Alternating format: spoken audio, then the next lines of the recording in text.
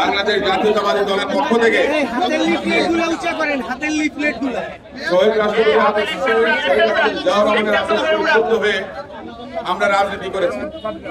দেশনেত্রী বেগম খালেদা জিয়ার নেতৃত্বে আমাদের ভারপ্রাপ্ত চেয়ারপারসন জনাব তারেক রহমানের দিক নির্দেশনায় আমরা স্বৈরাচার বিরোধী আন্দোলন করেছি। আমরা আন্দোলন কোন ব্যক্তিকে দেখে করিনি।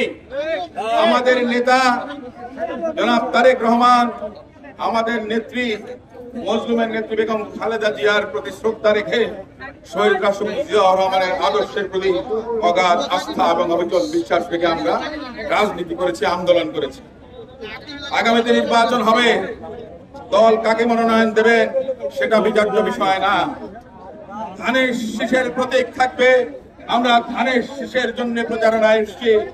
বাংলাদেশের গণতন্ত্র, স্বাধীনতা, সার্বভৌমত্ব রক্ষার জন্য বাংলাদেশ জাতীয়তাবাদী দল এবং এর প্রতিষ্ঠাতা শহীদ রাষ্ট্রপতি জিয়াউর রহমান মহান মুক্তিযুদ্ধের ঘোষণা দিয়ে মুক্তির সংগ্রামে যে অবদান রেখেছিলেন, রাষ্ট্রনায়ক হিসেবে ৩.৫ বছরে বাংলাদেশকে একটা সমৃদ্ধির ভান্ডারে রূপান্তরিত করেছিলেন। আমরা সেজন্যই ধানের শীষের পক্ষে প্রচারণা করছি। অন্তর্বর্তী সরকারের কাছে বারবার আবেদন জানিয়েছি, অবৈধ অস্ত্র উদ্ধার করেন নাই। বৈধ অস্ত্র যেগুলো অবৈধভাবে ইস্যু করা হয়েছিল, জমা দিতে বলা হয়েছিল, সেগুলা জমা পড়ে নাই। কত অস্ত্র লাইসেন্স দেওয়া হয়েছে, কত অস্ত্র জমা পড়েছে, আমাদের কাছে সেই হিসেব আছে। এখনো পর্যন্ত সেই অস্ত্র আপনারা জমা পান নাই। যারা নির্বাচন বানচালের চেষ্টা করছেন, তারা বৈধ অবৈধ অস্ত্র ব্যবহার করবে, সমাজে পাড়ায় মহল্লায় বিশৃঙ্খলা সৃষ্টি করবে, যার কারণে মানুষ বিপর্যস্ত হবে, নির্বাচনের পরিবেশ বিনষ্ট হবে। আমরা অবিলম্বে সন্ত্রাসী 15 বছর যারা বাংলাদেশের জনগণকে জুলুম নির্যাতন করেছিল, আন্দোলনকামী মানুষের উপরে যারা হামলা করেছিল, তাদের গ্রেফতার আমরা দাবি করছি। পাশাপাশি আইন শৃঙ্খলা রক্ষার ব্যাপারে আইন শৃঙ্খলা রক্ষাকারী বাহিনী এবং অন্যান্য যারা আছেন, তাদের প্রতি সরকারের নির্দেশনা থাকা উচিত। যারা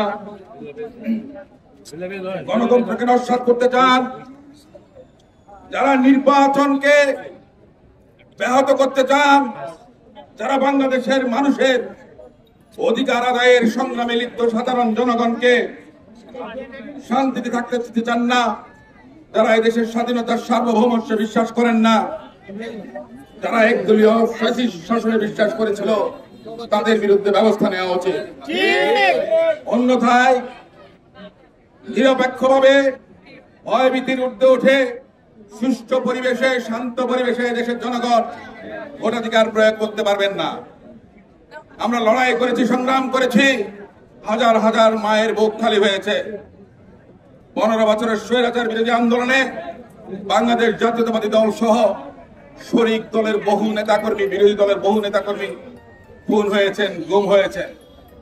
জুলাই আগস্টে আত্মাহুতি দিয়েছে সহস্রাধিক তরুণ তরুণীরা, কৃষক, শ্রমিক, মেহনতি জনতা। তাদের রক্তের সঙ্গে অন্তর্বর্তীকালীন সরকার গাদ্দারি করবেন না, সেটার প্রমাণ পাবো অবিলম্বে। আইন শৃঙ্খলা রক্ষা সম্পূর্ণরূপে আপনারা একটা ভালো পরিবেশ কায়েম করবেন এবং পরিস্থিতির যেন কোনো কারণে অবনতি না ঘটে, যেটাকে আমাদের যে চূড়ান্ত লক্ষ্য, বাংলাদেশের মানুষের অধিকার, বাংলাদেশের মানুষের আকাঙ্ক্ষা, 3বার ভোট দিতে পারেনি, সেই ভোটাধিকার যেন তারা ফেব্রুয়ারি 2026-এ যে নির্বাচন হওয়ার কথা, সেই নির্বাচনে আমরা যেন কাঙ্ক্ষিত আমাদের যে স্বপ্ন, আমাদের যে অভিষ্ট লক্ষ্য, গণতন্ত্রকে প্রতিষ্ঠা করার জন্য, বাংলাদেশের স্বাধীনতা সার্বভৌমত্বকে রক্ষা করার জন্য, গণতান্ত্রিক অধিকার, আইনের শাসন প্রতিষ্ঠা, সুশাসন প্রতিষ্ঠার জন্য আমরা সেই ধরনের পরিবেশ চাই। আপনারা যারা আমাদের দলের নেতা কর্মীরা, আজিজ ভাই সহ ডাক্তার ফয়সাল, আমাদের ওয়ার্ডের